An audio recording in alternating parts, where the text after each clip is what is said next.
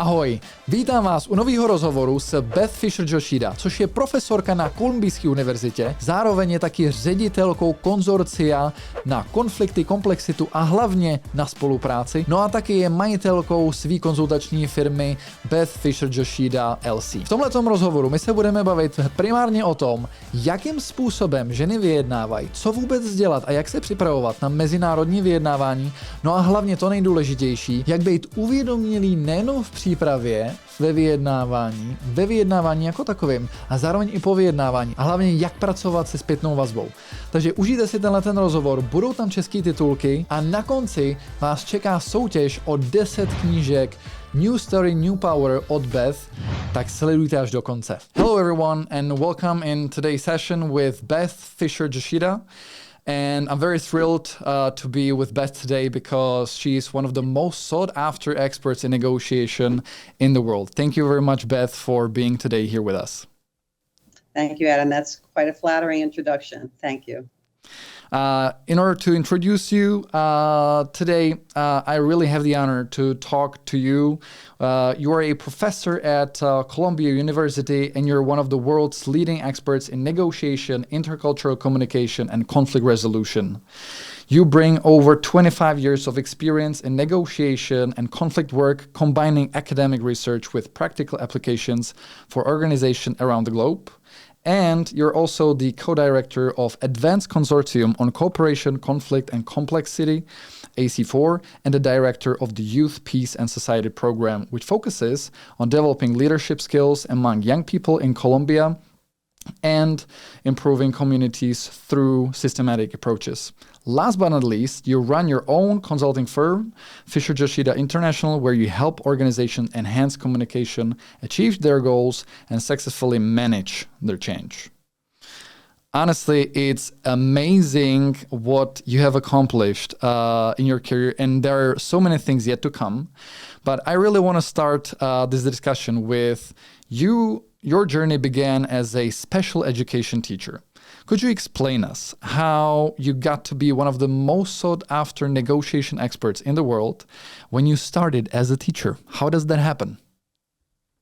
Well, interesting journey and not necessarily planned, but I thought, well, that's a good idea. Let me try that. That was my MO. So I started because I was always fascinated by psychology and by people who had different kinds of emotional issues. So I did study learning issues and emotional issues, starting with children. And I actually, over the years, have taught everybody from kindergarten through doctoral students. So I've had an example of something at every level of education. And I have been an educator my whole life, even though I thought I would never be a teacher. So I was fascinated, and I had my one of my bachelor's degrees, because I'm an overachiever, so I also have an art degree. So a bachelor's degree, and one of my master's is in special education, and I work with children who had learning issues. And part of that work, I went to Japan partly for my artwork.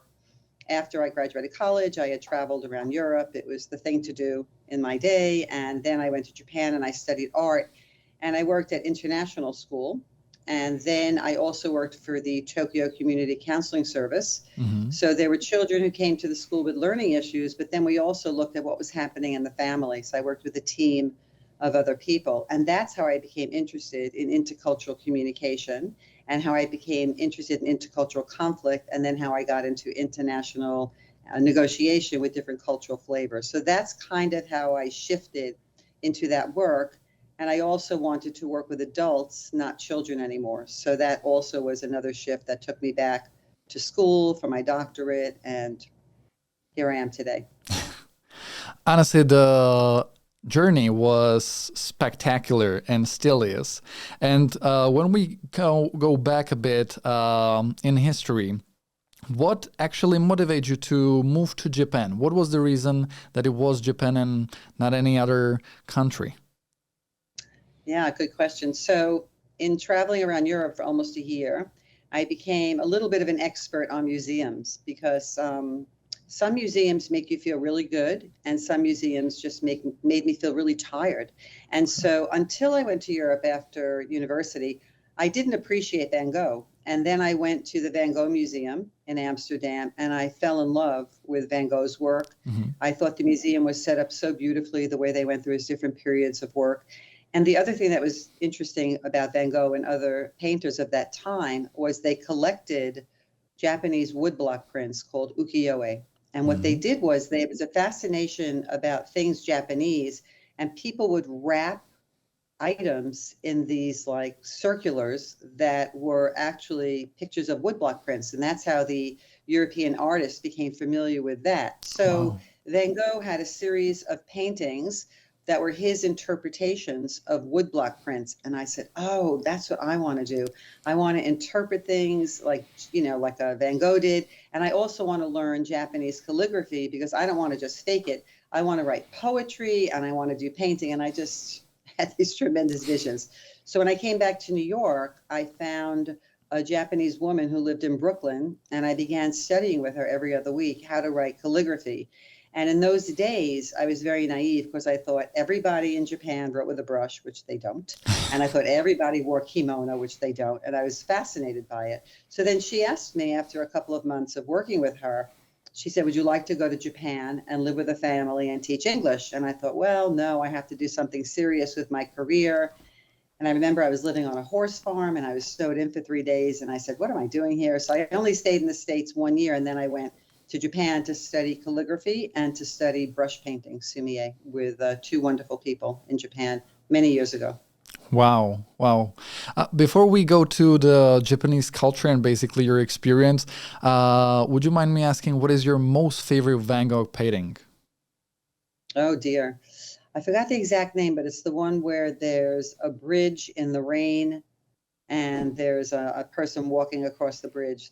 I remember it vividly, but I don't remember the name exactly. I'm not detail oriented. So I have the visual image, but not the exact name. Lovely. Well, that I guess explains the calligraphy and basically your studying of the painting and the calligraphy itself. When you arrived to Japan, how did you get involved in the local community? How was it? So I am a curious person, so I like to dive into cultures. So I studied art. I taught some English because that was kind of what foreigners did when they first went there. I studied Aikido. I studied flower arrangement. I just wanted to explore lots of different cultural aspects of Japan. And then after I was there about 6 months, I thought, I don't want to stay here only 1 year. I want to stay here longer so I can really understand more about Japanese culture. So that's when I started looking into international schools. I went to the American Embassy and looked and see what are the international schools in Tokyo, because I had a teaching license. So I thought, well, let me see if I can teach. And so that's how I got a job at Nishimachi International School. And I started what was called a resource room for kids who, came mid-year and needed some adjustment, or kids who had learning issues. And I would work with the parents and with teachers to help accommodate them inside the classroom. So I did that for a while. And I also consulted to other people who had kids with learning issues. I did some tutoring and so on. Wow.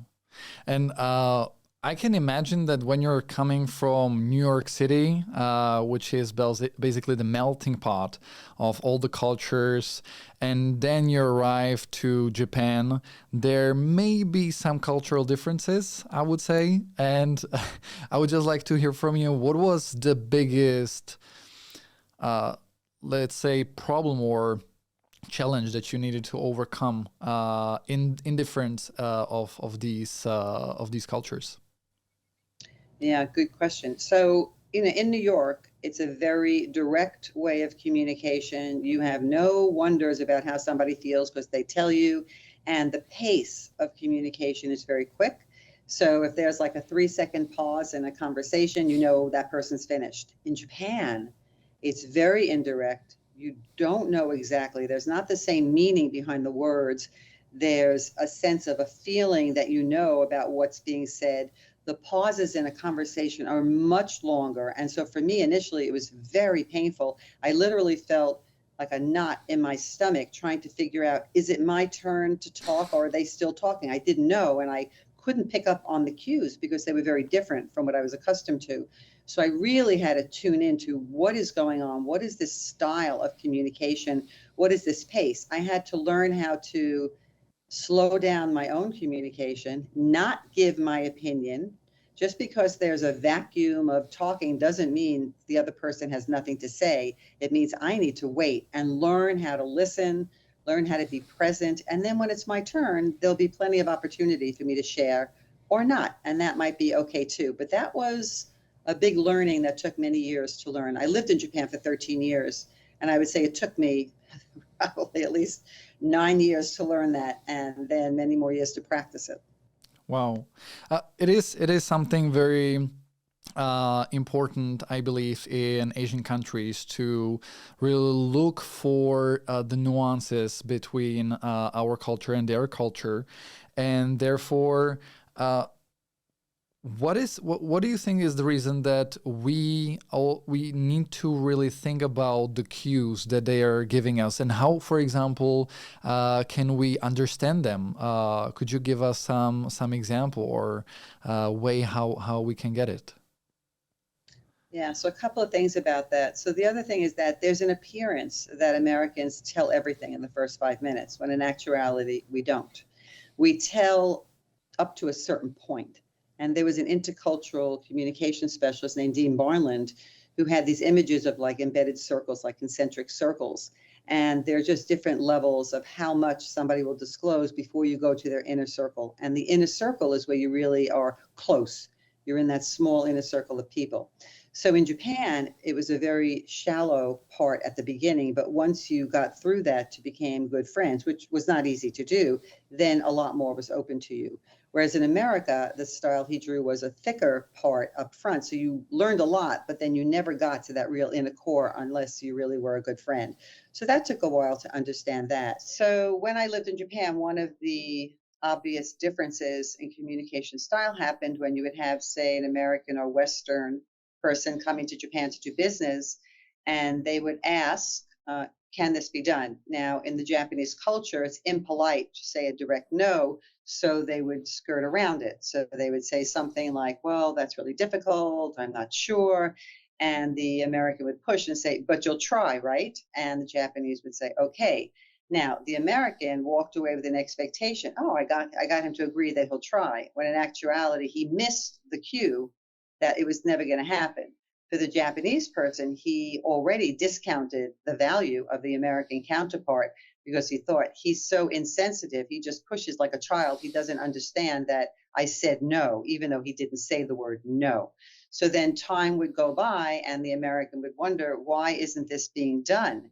And maybe he would go back and confront the Japanese counterpart, and the person would say, well, it's not something that we can do. I did try. And then it would still go round and round, and with increased frustration on both sides and no business deal. So that's why it's critical to understand and be sensitive to the different cues about what's happening in different kinds of communication styles.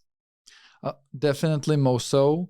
I must really ask this question.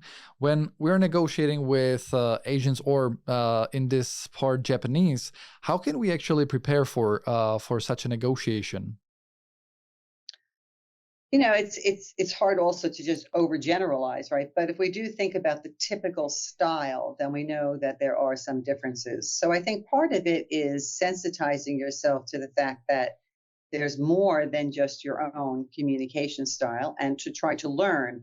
So sometimes we have something like a cultural informer, somebody who's of that culture or very familiar with that culture, who can help you understand what are the typical patterns of communication, what are the cues. For example, also different places around the world have different relationships between personal or professional. What happens first? So in some cultures, you build up the relationship first before you do any business.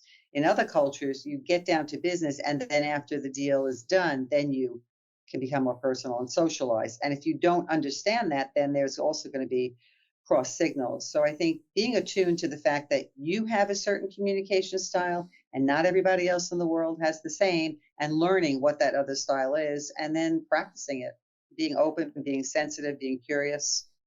And maybe from my side, I would add also being very respectful of one another. Yeah. Yeah. Because from our negotiations, we know that it is very crucial to really tune in to the other person culture and try to also get as many information as possible, not only about that person, but also about the culture he lives in or she lives in. So it can be not only the organizational culture, sorry, or the culture itself. So it is something that is truly important for the negotiation. Yeah, good point. Given I have made a diploma thesis about the culture itself, and one of the resources that I've used was the Eric Mayer's book Culture. And during the negotiation with Japanese, they'll tend to be, as you already said, implicit. A lot of behind the scenes negotiation will happen. So my question is, how does it actually work in reality? Is it really that we need to negotiate behind the scenes a lot with Japanese, and then when we actually sit at the table and have an official negotiation, then it means that we will definitely get the deal done? Or is it not sure until the very last moment? So at the risk of overgeneralizing again, I think that in today's world, a lot of the younger generation have been educated outside of Japan as well. So it depends on who you're negotiating with, right? So if you're negotiating with somebody who's been to the US or the UK or somewhere in Europe, who maybe has an MBA from there, then they have a different understanding of different negotiation styles. It doesn't mean they acclimate to that. It just means that they also understand that. So you're not always sure how you're meeting. So the other thing would be something called nemawashi, which is the idea that you go around behind the scenes and you share ideas and so on, because the last thing you want to do is surprise somebody. So you can't just come in and say, hey, I had this great idea this morning and here it is. And it's like, whoa, it's like a little bit unprepared. So you don't want to do that.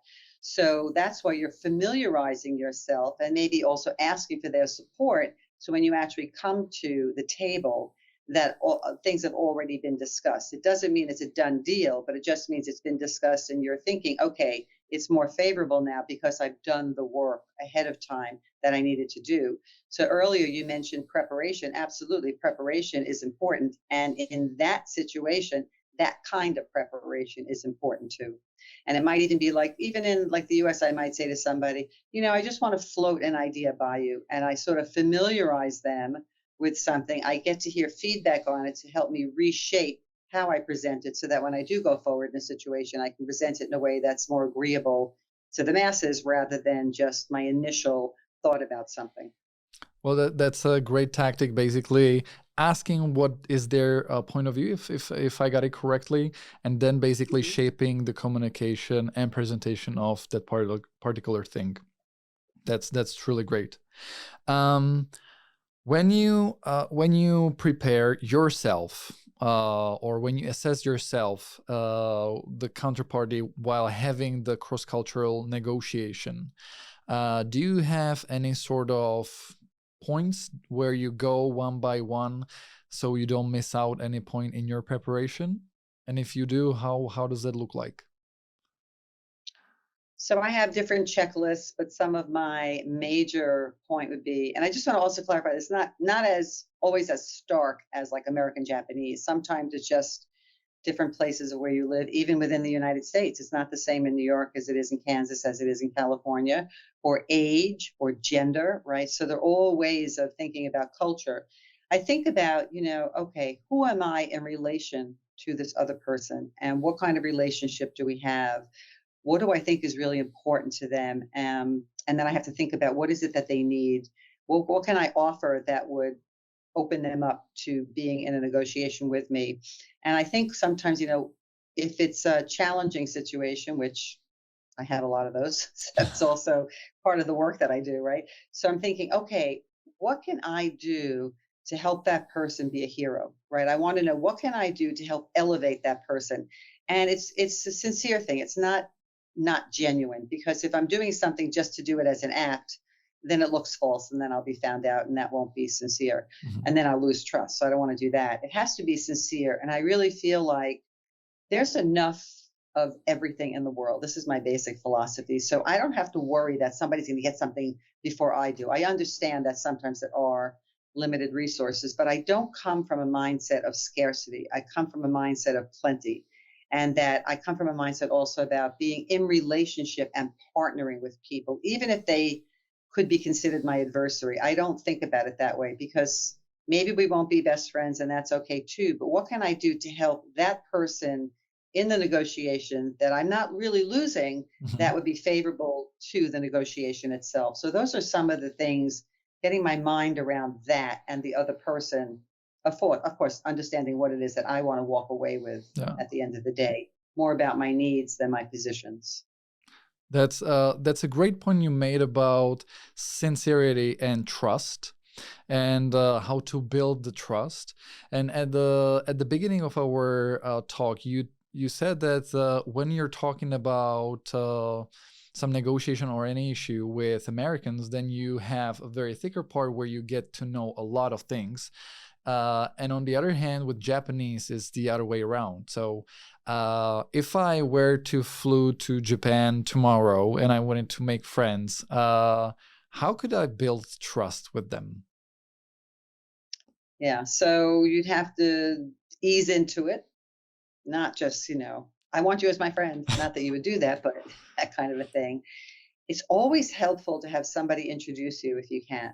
Okay. Because people don't just introduce, like I know in the US, hey, yeah, you want to meet so-and-so. If it's a serious relationship, even in the US, I'm cautious about who I introduce to who, because that's my name and my reputation, right? So I want to make sure that when I put people together, it's a good fit. The same thing about in Japan, it's like that person's already done the screening, so to speak, the initial screening. So if they're introducing you to somebody, it means you've already been vetted. So you're already okay. And so then you come in with an approval rating already, and so then you can slowly build. And it has to be slow.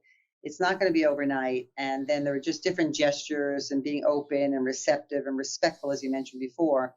I think all of that wins favor. Okay. Does it also apply to the gifts that I know from the Chinese culture? Is it the same with Japanese, or it's something different?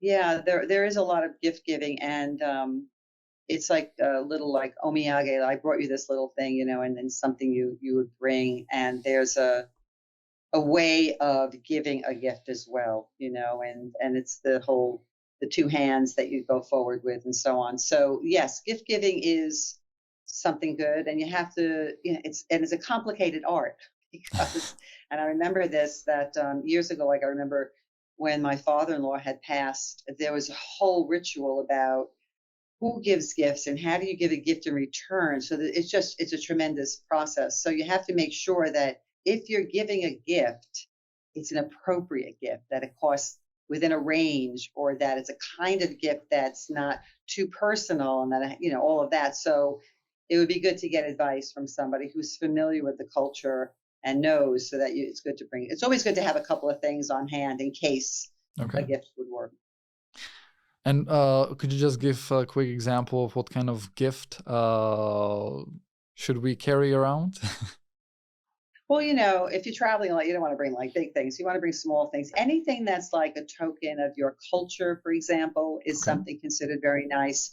If you're already in the culture, then certain kinds of like sweets or fruits, dessert kind of things you can bring to somebody's house. It's not good to go to anybody's house empty-handed. So when I was living there, I would stop by certain well-known stores to get certain kind of pastries to bring, or a cake or something like that. And that's appreciated. And sometimes they'll serve it at that meal for dessert, or they'll keep it. Yeah, it depends. And then there are official like gift giving seasons. So that's a whole other thing. Okay. Well, thank you for that. So basically, being aware of that, of the culture differences, and basically of the culture itself, is very important within the cultural negotiation. Yes. Speaking of awareness, I know that in your second book, The Reflective, Facilitative, and Interpretive Practices of the Coordinated Management of Meaning, Making Lives and Making Meaning, And in your Advanced Consortium on Cooperation, Conflict, and Complexity at Columbia University, you talk about self-awareness and reflective practices. And I just wanted to know a bit more about this and what does it actually mean to be self-aware in negotiation? Yeah, good one. Well, first of all, it's life work that you're never finished with it. It's always something you can learn. It's really understanding how you present yourself, right? How you present yourself to others and understanding how others are responding or reacting to you, right? How are they seeing you? And are you being seen the way you want? And so I may think, I want to be generous or I want to be open. And then I'm thinking, well, I'm not getting the response that I thought I would. So what's going on here? So there's a concept by somebody named Donald Schoen, which is about, and Chris Ardress, it's reflection on action or reflection in action. So I think it's a really good activity after anything concludes to reflect on what happened. Did it go the way I wanted it to? How did I show up? How did it begin? How did it end? And all of that. And just seeing what was the person's response and all of the different characteristics inside of that interaction.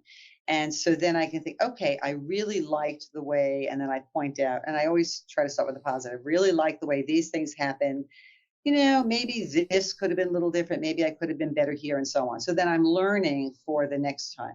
If you increase your ability at being able to reflect on action and you're increasing your self-awareness, then you might be able to reflect in action. And I equate it with, there's a movie and the film is rolling and then suddenly it's like a freeze frame and one of the main characters has to fix something, right? So he goes around and he fixes things and then the camera starts rolling again.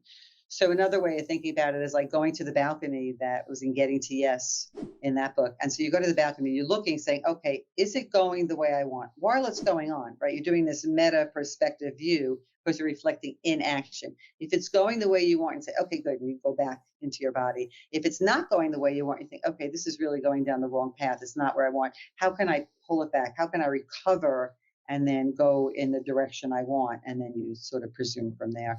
And that is a very challenging, hard skill to do because you're kind of having a consciousness and different levels at the same time, but it's necessary if you have to correct the course that you've taken. Yeah, this is something that truly interests me, and I also believe that our listeners as well. So I'm in a very tough negotiation. Emotions are high, there are lots of at stake. So how do I actually do the freeze motion to stop and go to the balcony or being self-aware? How do I do that? So one is that you have to practice to do it. But the other thing that you can do, one is you say, you know what, let's hold on and just say it out loud. So, you know what, I think we've gone a little off course here, or there seems to be some tension. I'm just naming it, right? There seems to be some tension. I'm not sure why. So why don't we just take a few minutes break and then let's reconvene. So you take a few minutes, you regroup, you thinking about what happened, where did it go? Did I not respond the right way here? Can I respond differently? All of those kinds of things. And then after a break, you physically left that space, you've taken it, it's clearing, right? So you clear the air. Then you come back and say, look, I think we got off course. This is not where I really intended the conversation to go. So you're taking responsibility for something you may have done. It doesn't mean you're saying, I'm wrong, I'm bad, or you're wrong. No, it's just saying, maybe I didn't express what I wanted in the way that I wanted you to hear it. So let's, if we can, let's just roll back a little bit and start again. And so you're trying to regroup. And I think, not everybody responds to that well. However, I feel that it's a mature position, I think, to take because you are comfortable in who you are. You're showing that. You know what? I'm centered. I know who I am. I know what I'm good at. And I also know if I don't do things as well as I want. So let's correct.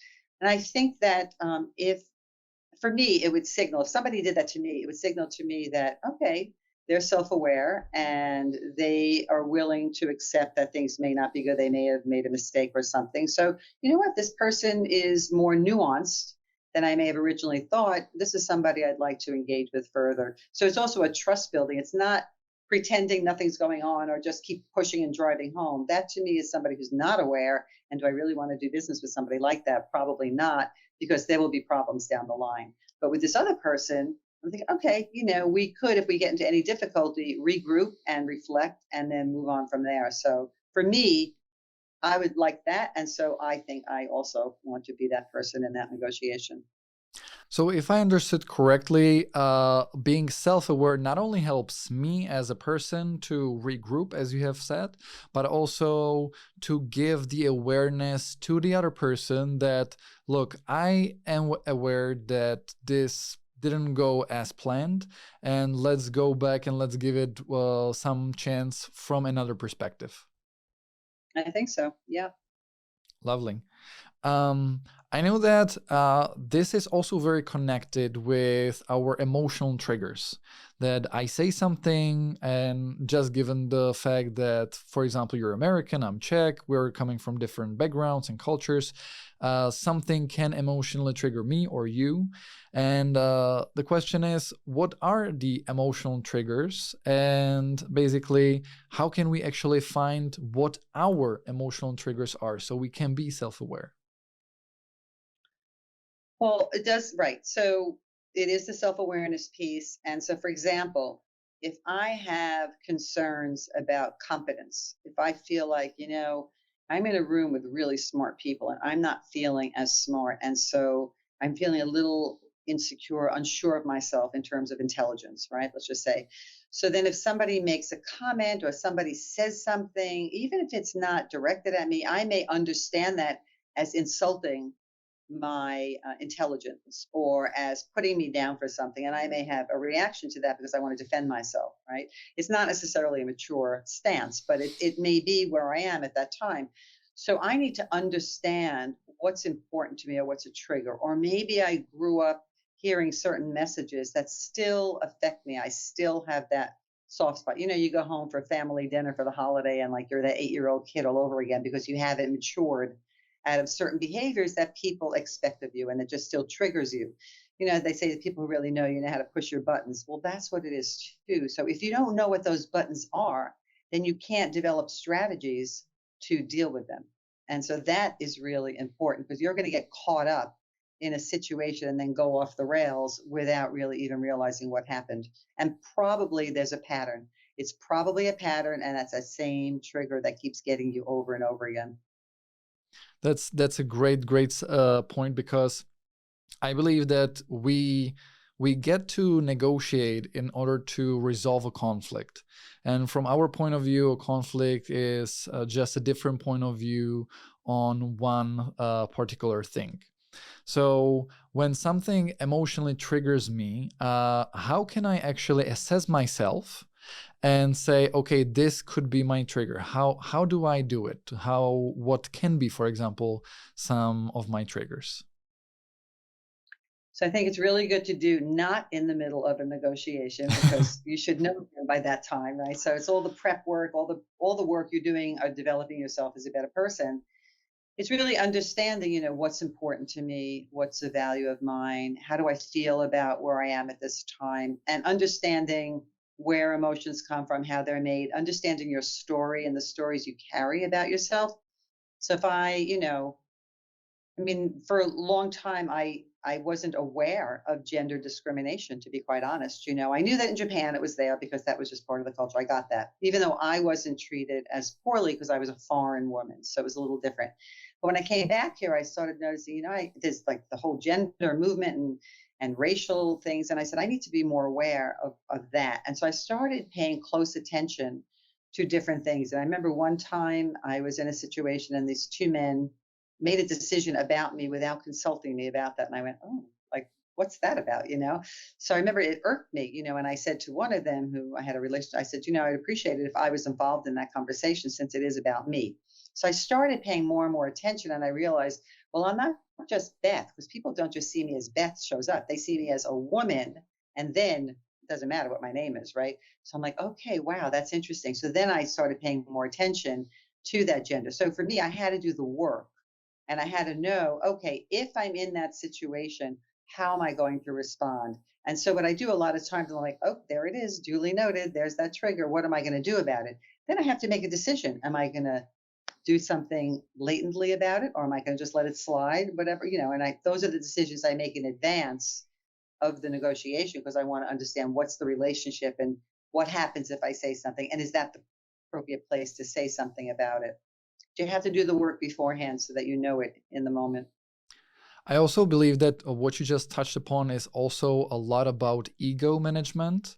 If I really let my ego in, or if I really interested and focus on the result that it should bring. So how for example, do you personally work with your ego? Because I believe that everyone has an ego which need to be tamed. So interesting you're saying that, because, I make a mental note. It's like, wow, I really like working with that person. He doesn't have an ego. Right? So of course I know there's an ego in there somewhere, but he doesn't lead with the ego. If you're leading with your ego, then to me, it's just like proving who you are, the need for that recognition, and maybe putting somebody down so you can elevate yourself.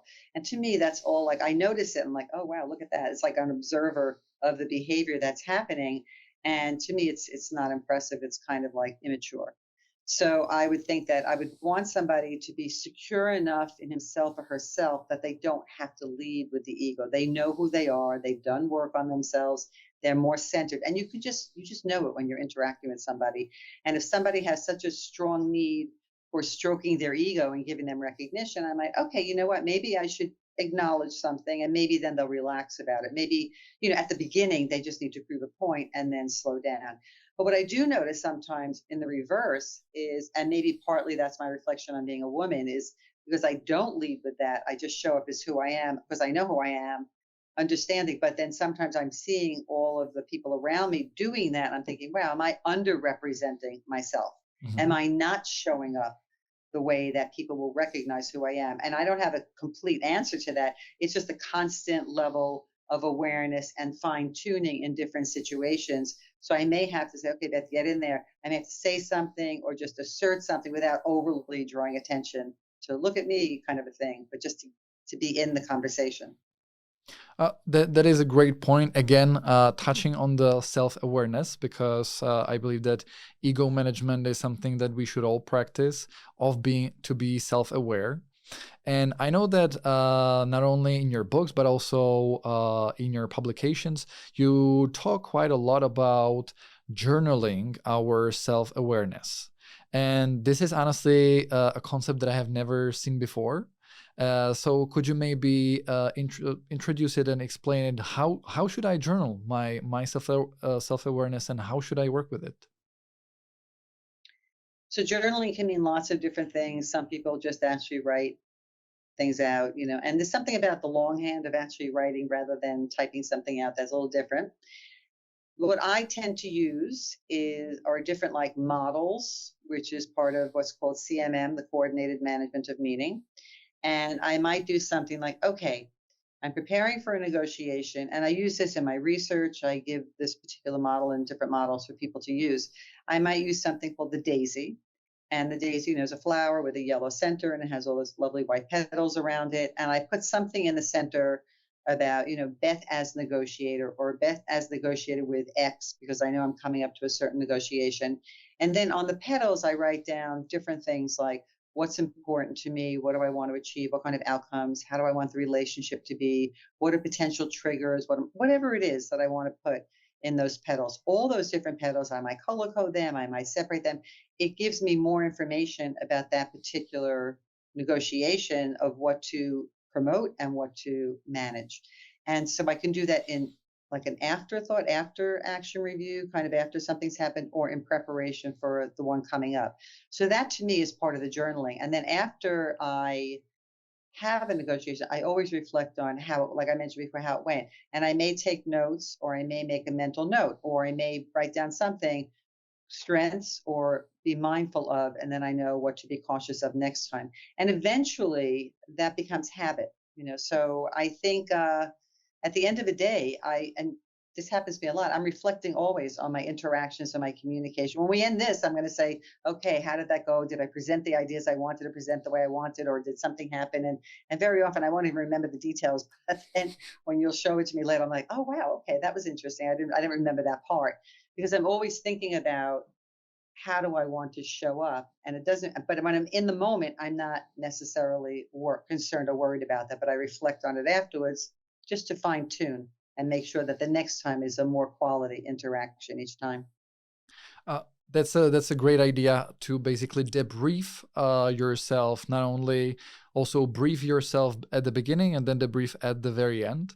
And you touched upon the coordinating management of meaning. Could you just give us a bit more detail? How does it work? And I know that you've studied it. So where does it come from? How does it actually work? Yeah.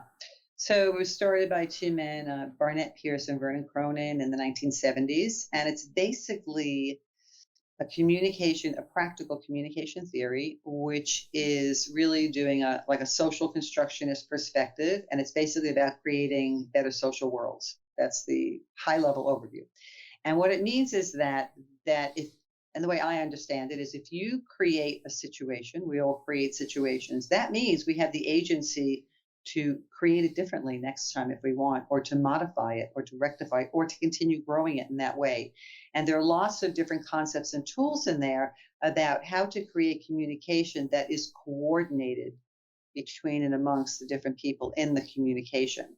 Because it's not just I encode a message and I throw it over to you and you decode it, and then you encode a message and throw it to me. There's a lot of other stuff in the relational space that gets in there that influences how I understand it. So if I'm tossing the message to you, it doesn't go directly. It's like, all over the place. And then it gets to you because it's gone through my filters, it's gone through your filters. And we may be saying the same thing, but not hear it the same way because we're saying it differently. So the coordinated management of meaning has lots of concepts, like 7 tools, to help you unpack different kinds of communication. I use it in my research. I use it in my practice. I use it in my own reflection. And I've been using it for almost 30 years. So because of that, it's just so deeply embedded in me. I naturally just use that as part of my message making and the meaning making in the communication.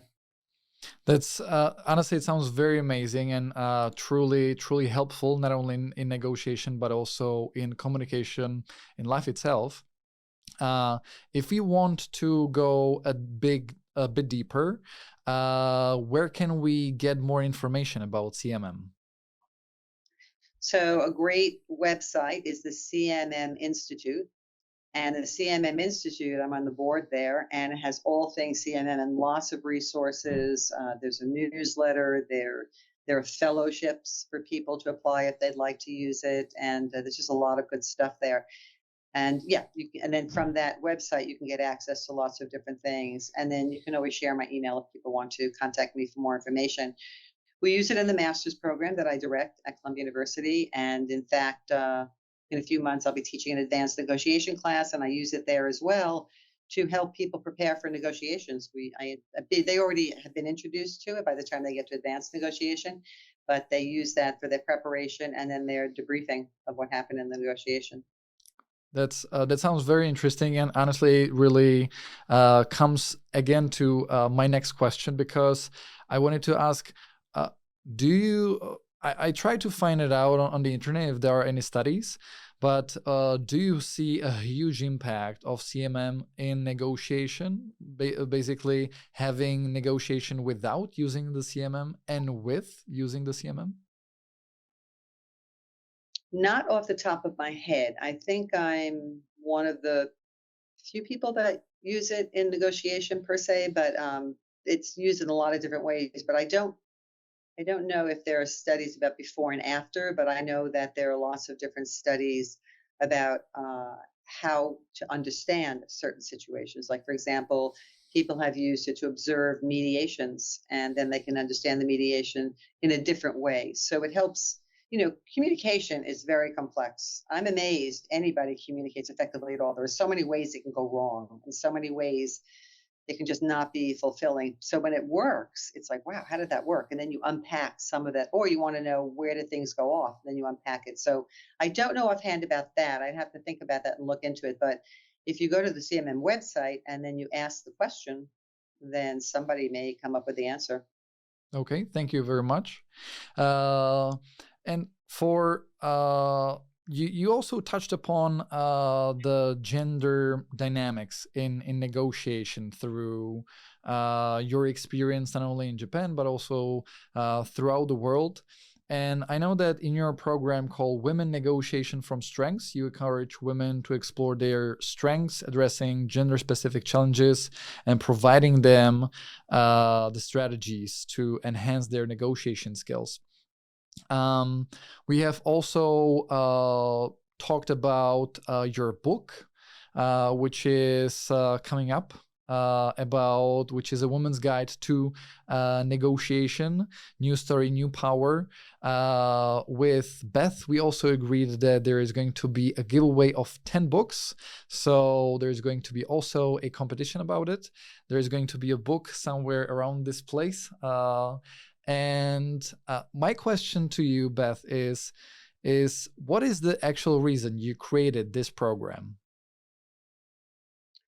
The program of the book, the program is really more about like interacting with clients and giving workshops and things like that. So how did it start? So I guess a while back, I was curious about what was happening in gendered negotiations. And I started to notice that in people I taught and people I coached or I worked with in workshops, I noticed that there were certain patterns that women had, and I wanted to understand more about this. So what do I do? Being part academic, I went to the research and say, what do other people say about this? And I learned lots of different things, and basically that there's no one way of looking at it, because some people say, yes, there are gender differences in the workplace, and people say, no, there aren't gender differences, and there's a myth and all of that. So I said, okay. And then I needed to do my own research because I wanted to understand more. So I interviewed more than 100 women, just trying to find out what are their stories about negotiation, where were they successful, where did they have challenges, what were the influences that shaped it. And that's how I came up with the book. And from the book, then I also have continued to take pieces of that and develop different kinds of workshops. And actually now I'm working on another research study. We'll have another book at some point in time in a few years. And Great. So there isn't one way that women negotiate. And the other thing is, we can't only say that women should fix themselves to negotiate in a man's world. That's not right either.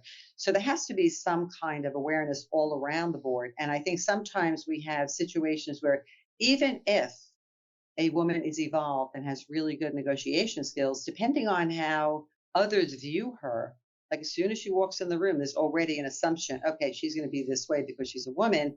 That could work for her or against her. And so, for example, some of the research says that women are better at building community or better at relationship building, especially in the course of communication and negotiation, than men.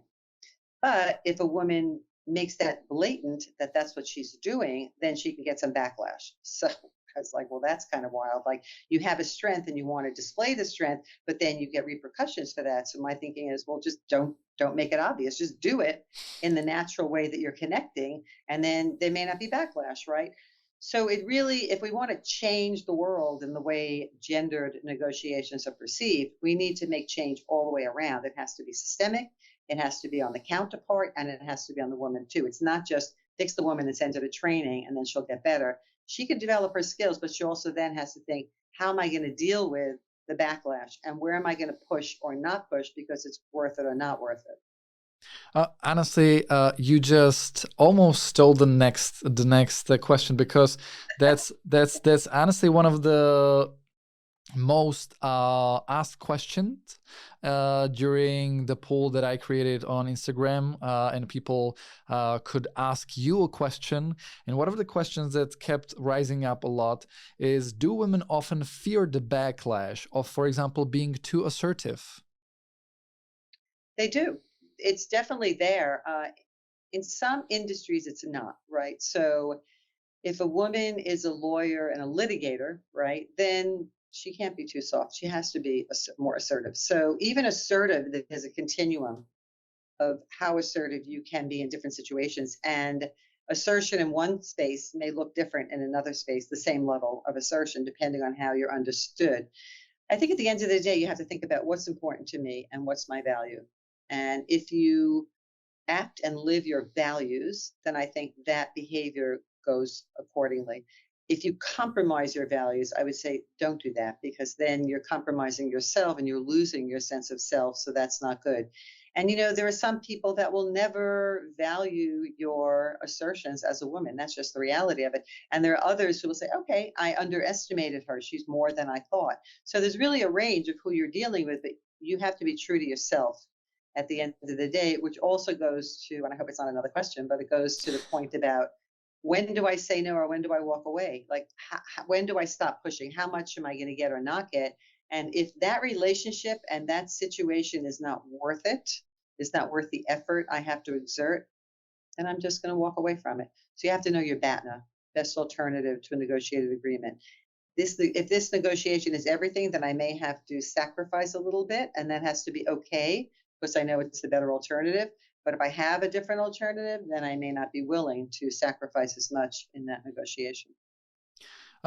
That's a great point of basically having my barriers set up before I actually come to the negotiation, and knowing myself and my values and where I'm coming from.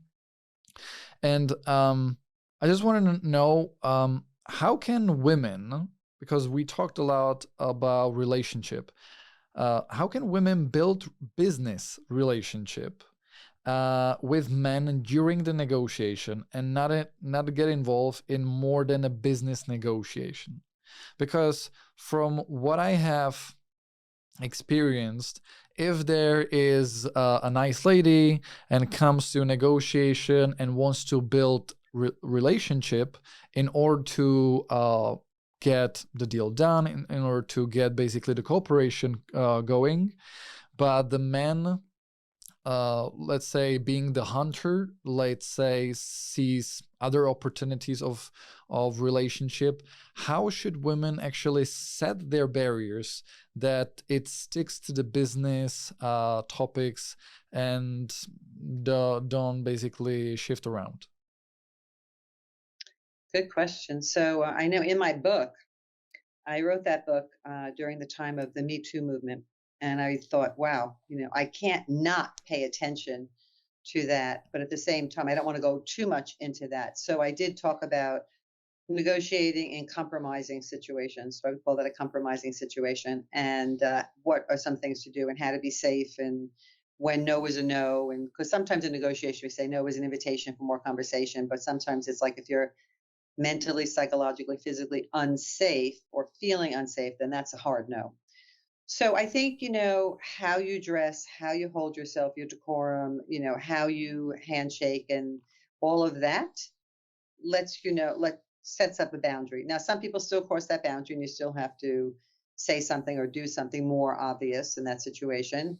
If the conversation goes a little awry and people are making kind of like off-color jokes or comments, then you have to make a decision. If you're feeling uncomfortable, go with your gut and say, excuse me, I don't appreciate that, or I think we need to take a break. And then you walk outside and you think, okay, am I overreacting to something, or is that really something that's going on? All the innuendos there. And then you decide, okay, is it safe enough for me to give it another try and see where we are? Or do I need to say, you know what, I'm not comfortable right now. And then you have somebody with you. So don't do one-on-one in a closed room. Just keep the door open, have somebody with you, whatever it is, because that's just safeguarding. If somebody says, come on, let's go out for a drink, you have to decide, am I going to go one-on-one out to a drink? What message am I sending, even if that's not what my intention is? And I would probably say, don't do that unless you're in a very crowded space and then you can leave or whatever it is. So there are lots of different ways of protecting yourself. But at the end of the day, you just really have to decide, what's my gut instinct about this person? And if I don't feel safe, then don't do it. Not safe. This is very important that you just said about being safe, and also about thinking about what are the messages that I'm sending to other people around me. Because, for example, in Association of Negotiators, where we have a training for women, just dedicated to women, we also talk about how women have their behavioral patterns embedded in them. And from the research, it shows that a lot of women tend to basically give in order to make other people around them happy. And then when they basically go back and ask for something, a lot of people are surprised that a woman asks for anything and are kind of surprised. So do you see it the same way, or do you have another take on that?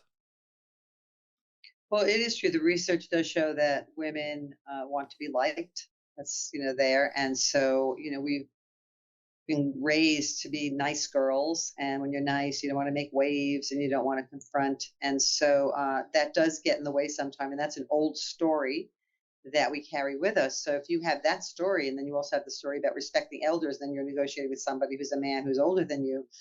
It's conflicting stories about people say, but get in there and assert yourself and get what you want. Well, it's all those mix-ups. So I think that you have to figure out, what am I willing to give up? What am I willing to not give up? Where is that boundary? And what is it I want from the negotiation? And it's really about give and take. It's not about giving.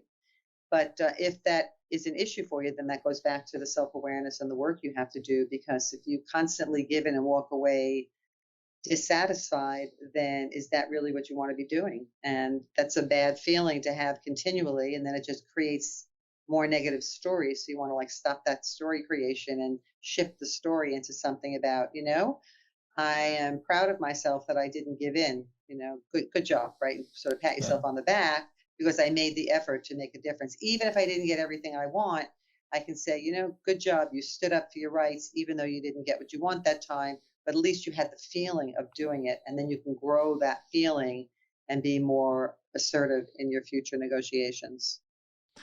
There is one very important thing that you just said, that it's about being how you were brought up by your parents, of being a nice girl. And I just wanted to ask you, do you think that the way that women negotiate is more about the society that shapes how women should behave, or is it more about how they are actually brought up? Probably both, and also how you develop. Like, what did you study? If you studied law, especially in the U.S., which is much more litigious, then you are going to learn to be assertive. But it depends on the kind of law, Now, and the other thing that we talk about in research is that women are better at advocating for others than advocating for themselves. So if you are a human rights lawyer, a woman human rights lawyer, you're going to be really strong about advocating for other people because it's not yourself. So that's a great role for you, but it's also reinforcing that kind of behavior. So it's a combination of the messages you receive in your home, in your school, in the media around you. And in today's world, with so much social media and such instant messaging without anybody giving themselves 3 seconds to reflect on, should I really be sending this message out? Is this really what I want to be saying? Is that the right word choice and everything else?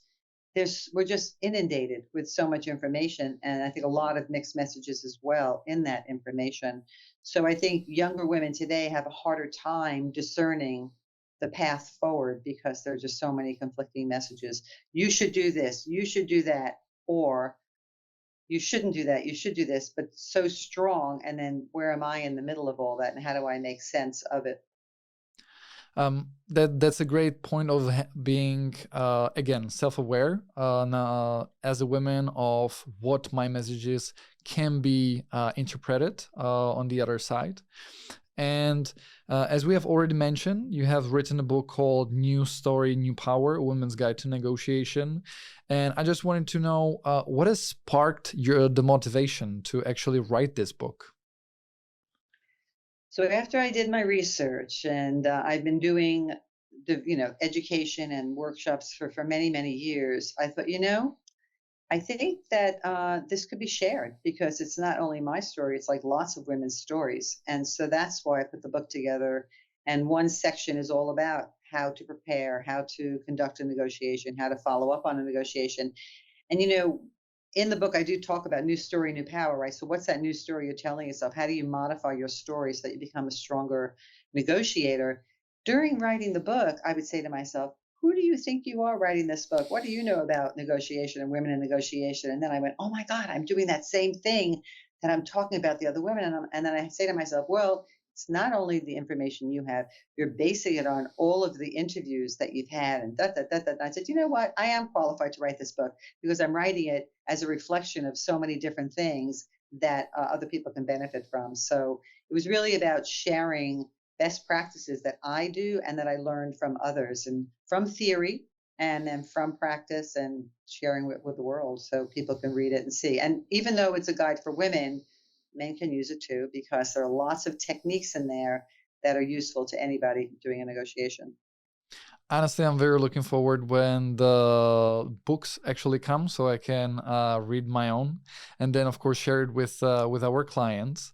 Before we move a bit more, I just want to ask one last question about the women in negotiation. That's, what do you think is the biggest challenge for women being a negotiator? If you're telling yourself, I can't do this, you've already lost. If you tell yourself, I got this, I can get in there, then you already are on the way to doing something. And then how you respond to the others. So I think we have to just clear up our stories and go from a place of strength rather than a place of weakness. That's honestly a great end to this part of the talk. Last section is actually the practical tips for our listeners, because I really do appreciate your time, and I do really appreciate your work that you have put in throughout the years in negotiation. So it's basically a wrap up of practical tips from what we have actually covered. The first thing is, if we were about to negotiate with someone from another country, what would you advise us to do in order to overcome cross-cultural communication challenges? So you have to know who you are and your cultural attributes and how your culture shapes how you approach negotiation. You have to look into what is a typical characteristics of the other culture, either from books, movies, cultural informant, and then understand that even you have that knowledge and preparation during the course of the negotiation, you're trying to figure out, is this true or not? Does this play out or not for this particular person? Because in addition to culture, we all have individual personality differences. So there's a foundation of awareness, and then there's what's happening in the course of the negotiation to confirm or refute some of those stereotypes or assumptions that you learned. That's a great tip. Thank you for that, Beth. Another one is, what do you often see as a common pitfall in negotiation, and how can we overcome it? Well, one big pitfall is that, two, I'll say two. One is about preparation. People do not prepare enough. They think, oh yeah, I know enough about this. I'll go forward. And I say, winging it is not a strategy. So you really need to prepare. And the second one is, sometimes people get very stuck in a very narrow framing of what they want as an outcome, rather than thinking about the underlying need there and then being more expansive. So they just keep driving for that one outcome, when in actuality, they're missing so many other opportunities that could even be more fulfilling than that one narrow outcome they're thinking about. That's a great tip. And I do agree that people from our experience really almost never prepare, and they go and just think that they're gonna wing it. And also the thing that you said reminds me of Harvard concept of basically making the pie bigger, that I'm just focused on one particular thing or just two, and I'm just missing out the thick part of the cake. That's right. If I were a woman, what would be my go-to strategy for negotiation, and how should I prepare for it? So I think not only being a woman, but just what is it I want? What is it I need? Who is the other person? All those things. And then, what are my sensitive points about being a woman? Where do I think there might be a trigger for me, especially if I have to prove my assertiveness or prove my competence in that situation? And how am I going to prepare? How am I going to respond to that? Am I going to take a deep breath and count to 10, or am I going to say something? Am I just going to ignore it? Like, what am I going to do? So having a response prepared for potential triggers or pitfalls during the negotiation is very helpful. That's, basically having the scenarios. How should I respond if something happened? Yeah, that's a great tip. We have covered a lot about self-awareness, reflective response to what we have done. Could you give us advice? How can we incorporate this in our daily routine? It's a constant reflection. And I think if you don't do it during the course of the day, make it a habit at least once a day or at the end of the day to really think about how was my day, what happened today, who did I interact with, how am I feeling, about that. And then if I have a certain feeling about it, like what happened, what's the evidence that happened to support that feeling, like, I don't know, I don't feel so good about that negotiation. Well, why? Well, the person didn't smile or didn't seem to respond well and then ended the call quickly or something like that. I'm like, okay, what was that about? Now, it may be nothing about me and my interaction, but I don't know that, right? So I'm going to explore further and see, which means the next time an interaction, or I might follow up, and then see what happened there. So it's just a practice of doing it. And if you don't do it every day, then try to do it as often as possible until it becomes sort of like a muscle. You're building that muscle, and it's just a reflexive muscle you have. That's a very great point of having some habit of doing it all over again and then creating the habit itself. I know that you work a lot with youth and youngsters and basically how to lead them. So for the beginners or for very young negotiators that are just beginning their career path, what would be your number one advice in a negotiation that they should follow? Pay attention. You don't have to prove yourself. You need to learn and you need to observe what's going on. And I think at the beginning, when people are younger and there is an assertion of trying to prove themselves and show what they know, and that's okay for yourself, but that's not how you're going to learn. And you don't know everything. Nobody knows everything. So slowly but surely. And now that means you also have to overcome sort of the hang up of being young. People are going to discount some of what you're saying or what you know because of your age or your appearance if you look young, right?